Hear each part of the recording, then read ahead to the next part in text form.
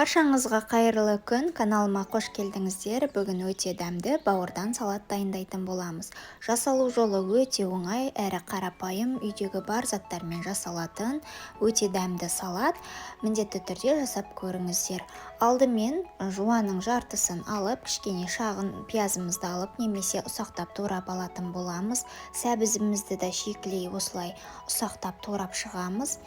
Және де болгар бұрыштарыңыз болса, түрлі түсті өте әдемі әрі дәмді болып шығады салатқа қосқанда.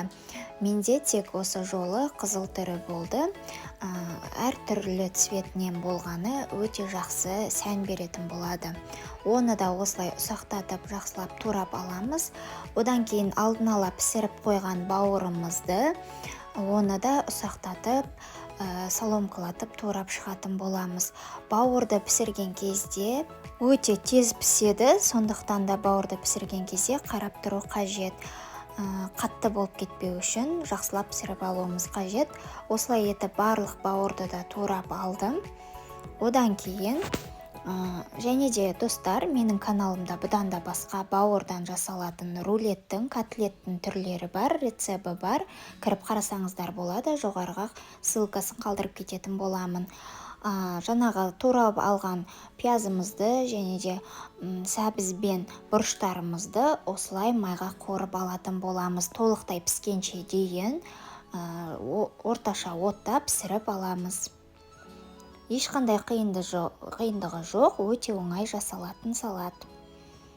Примерно 15-20 минуттай осы орташа отта былғап отырып пісіріп алатын боламыз. Мінекей біздің подливамыз дайын болды. Енді осыны туралған бауырдың үстіне салып, барлығын араластыратын боламыз.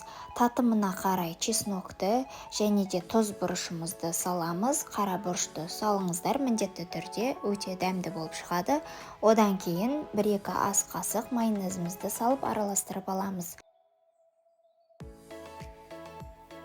Мінекей салатымыз осымен дайын болды. Өте дәмді әрі әдемі болып шықты. Күнделікті тағамдардың қасына қосып жасасаңыздар болады.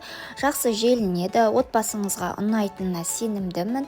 Міндетті түрде жасап көріңіздер. Сонымен қатар каналыма тіркеліп қойыңыздар. Күнделікті тәтті тағамдардың рецептермен бөлісетін боламын.